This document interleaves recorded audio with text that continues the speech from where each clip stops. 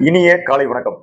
இன்னைக்கு இந்த கேள்வி என்ன அப்படின்னா, நான் வந்து ஒரு லோன் ஒண்ணு வாங்கலாம்னு இருக்கேன் சார். இந்த லோன் வாங்குறதுக்கு நான் என்னென்ன விஷயங்கள் வந்து நான் வந்து முதல்ல பார்க்கணும்? என்னென்ன விஷயங்கள் நான் வந்து முதல்லயே செஞ்சு வச்சுக்கணும்? அப்படின்னு வந்து ஒரு கஸ்டமர் கேட்டிருக்காருங்க. ஓகே. இப்போ மொத நம்ம பார்க்கக்கூடிய விஷயம், வங்கிகள் எதிர்பார்க்கக்கூடிய விஷயங்கள்ல இருந்து வந்துரலாமா? அதுதான் நம்ம கரெக்ட்டா இருக்கும். இப்போ வங்கிகள் என்னென்னலாம் நம்மட்ட எதிர்பார்க்குறாங்க? அப்படின்னு பார்த்தோம்னா, முதல்ல வந்து சொத்து. ஆ சொத்து எங்க இருக்கு? என்னவா இருக்கு? அப்படிங்கிற விஷயம் வந்து எதிர்பார்க்குறாங்க. 2வது நம்மளுடைய வருமானம் எப்படி? அப்படிங்கிறத எதிர்பார்க்குறாங்க. இப்ப நம்ம சொத்துலருந்து வந்துருவோம். சொத்து அப்படின்னு பார்த்துட்டீங்கன்னா, உங்ககிட்ட ஒரு இடம் இருக்கும். அது அந்த காலி இடம் வந்து பார்த்தீங்கன்னா, டிடிசிபி அனுமதி வாங்கப்பட்ட இடமா இருக்கணும் அப்படின்னு வங்கிகள் எதிர்பார்க்குறாங்க. ஸோ அப்ப டிடிசிபி அனுமதி வாங்கி வச்சுக்கிறது ரொம்ப ரொம்ப முக்கியமான விஷயம். இது முதல்ல நீங்க செய்ய வேண்டிய விஷயம். ஏன்னா, நீங்க வந்து லோன் வாங்குறதுக்கு ஒரு 2 மாதங்கள், 3 மாதங்கள் நீங்க வந்து எடுத்துக்கிறீங்க அப்படின்னா, அந்த சமயத்துல கூட நம்ம வந்து கட்டிட அனுமதி வாங்கிக்கலாம். ஆனா ப்ளூ பிரிண்ட் வாங்கிக்கலாம். இந்த டிடிசிபி அப்படிங்கிறப்ப அந்த கடைசி நெக் ஆஃப் த மூவ்மெண்ட்ல போய் நம்ம வந்து அறிபறியா வந்து அத வந்து நம்ம ப்ராசஸ் பண்ணிட்டு இருக்க முடியாது. ஸோ டிடிசிபி அப்படிங்கிறது முதல் முக்கியமா நம்ம செய்ய வேண்டிய விஷயம். 1. அதுக்கு அடுத்தது வந்து வருமானம் அப்படிங்கிறத பேங்கர் ரொம்ப அவசியம் பார்க்குறாங்க. இந்த வருமானம் அப்படிங்கிறத வந்து 2 விதமா பிரிக்கலாம்.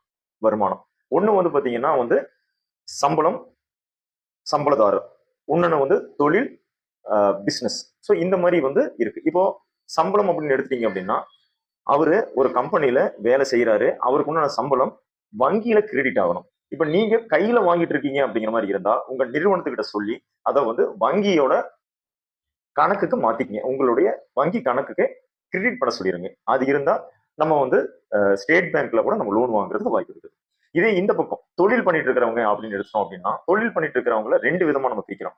ஒண்ணு வந்து பாத்தீங்கன்னா, ஜிஎஸ்டி எடுத்து தொழில் பண்ணிட்டு இருக்கிறவங்க. ஒண்ணு ஜிஎஸ்டி இல்லாம தொழில் பண்ணிட்டு இருக்கிறவங்க. இப்ப ஜிஎஸ்டி இல்லாம தொழில் பண்ணிட்டு இருக்கிறவங்களுக்கு வந்து பாத்தீங்கன்னா, கட்டாயம் சிறு குறு தொழில் அப்படிங்கறதுக்கு உண்டான சர்டிபிகேட் ஒண்ணு இருக்குதுங்க. எம்எஸ்எம்இ சர்டிபிகேட்னு சொல்லுவாங்க. அந்த சர்டிபிகேட் வந்து நம்ம வந்து வாங்கி வச்சுக்கணும். அதன் மூலியமா நம்ம வந்து இந்த தொழில் பண்றேன், இத்தனை வருஷமா பண்றேங்கிறத நம்ம வந்து அத காட்டிக்கலாம். 2வது வருமான வரி அப்படிங்கிறத கட்டாயம் தாக்கல் பண்ணணுங்க. அந்த வருமான வரி அந்தந்த வருஷத்துல நீங்க வந்து தாக்கல் பண்ணியிருக்கிறதா இருக்கணும்.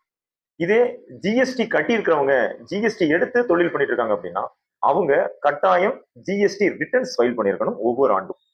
3 ஆண்டுகள் அவங்களும் வருமான வரி கட்டியிருக்கணும். கரண்ட் அக்கவுண்ட் அவசியம் இருக்கணும்னு வங்கிகள் எதிர்பார்க்குறாங்க. ஸோ இந்த விஷயங்கள் வந்து பார்த்துட்டீங்கன்னா, ஒரு அடிப்படையான ஒரு லோனுக்கு தேவையான அடிப்படை விஷயங்கள் வந்து நம்ம வந்து பார்க்கக்கூடிய விஷயம். 2வது வந்து பாயிண்ட் என்ன அப்படின்னா, ஒரு லோன் நம்ம வாங்குறோம் அப்படின்னா, முத நமக்கு எவ்வளவு வேணும் அப்படிங்கிற ஒரு ஃபோக்கஸ் இருக்கணுங்க. நமக்கு இத பண்ணலாம். இவ்வளவு ஸ்கொயர் ஃபீட் வரும். இவ்வளவு ஸ்கொயர் ஃபீட் பண்றப்ப நமக்கு இவ்வளவு தேவைகள் லோன் இவ்வளவு தொகை தேவைப்படும். நம்ம கையில வந்து பார்த்துட்டீங்கன்னா வந்து ஒரு 3,00,000 4,00,000 பணம் இருக்கு. அப்ப மேற்கொண்டு நம்ம வந்து எவ்வளவு தொகை வாங்கலாம் லோன் அப்படின்னு சொல்லிட்டு ஒரு ஒரு முன் திட்டமிட்டு ஒரு தொகையை தீர்மானமா நம்ம வச்சிருக்கணும். அதன் அடிப்படையில மட்டும் தான் நம்மளால வந்து மாச தவணையை கால்குலேட் பண்ண முடியுங்க. புரியுதுங்களா? சோ மாத தவணையை வந்து எதுல இருந்து கால்குலேட் பண்ண முடியும் அப்படின்னா, உங்களுடைய லோன் தேவையிலிருந்து தான் அத வந்து கால்குலேட் பண்ண முடியும். சரிங்களா? சோ அதுல வந்து நம்ம வந்து ரொம்ப தீர்க்கமா இருக்கணும். 3வது விஷயம் என்ன அப்படின்னா, ஆ இது இந்த விஷயங்கள் மட்டும் தானா? இவ்வளவு தானா? அப்படின்னா, ஆ இது இது வந்து மேலாப்புல இருக்கக்கூடிய விஷயங்கள் மட்டும் தான் இப்ப நான் உங்கள்ட்ட சொல்லியிருக்கிறேன். இது இன் டெப்த் இத வந்து இன்னும் நல்லா டீப்பா போய் பார்க்கணும் அப்படின்னு பார்த்துட்டோம்னா, அதுக்கு கட்டாயம் ஒரு லோன் ஆலோசகர் ஒருத்தர் கூட இருக்கணுங்க. ஒரு கன்சல்டன்ட். லோன் கன்சல்டன்ட் ஒருத்தர் கூட இருக்கணும். அவரு குறைந்தபட்சம் ஒரு 10 ஆண்டுகள், ஒரு 8 ஆண்டுகள் வந்து பார்த்தீங்கன்னா, இந்த துறையில அனுபவம் வாய்ந்தவரா இருக்கணும். அப்படி இருக்கிறவர்னால மட்டும் தான், அதுல இருக்கக்கூடிய நெளிவு சுளிவுகள், அதுல இருக்கக்கூடிய பிரச்சனைகள், அதுல இருக்கக்கூடிய அ சில விஷயங்கள வந்து அத எப்படி மாத்தி பண்ணணும் அப்படிங்கிறதெல்லாம் வந்து, அவங்க உங்களுக்கு வந்து சிறப்பா வந்து கைட் பண்ணி குடுப்பாங்க. இத ஒரு சிம்பிளா சொல்லப்போனா, ஒரு நம்ம சொத்து இருக்கு, டிடிபி வாங்கிட்டோம். நம்ம ப்ளூ பிரிண்ட் போட்டோம். கொண்டு போய் குடுத்துட்டா நமக்கு லோன் குடுத்துருவாங்களா? இல்லைங்க.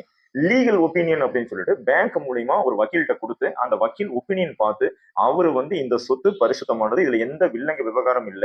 அப்படின்னு அவரு வந்து ரிப்போர்ட் குடுத்தா மட்டும் தான் வந்து அந்த ப்ராசஸ எடுத்துக்குவாங்க.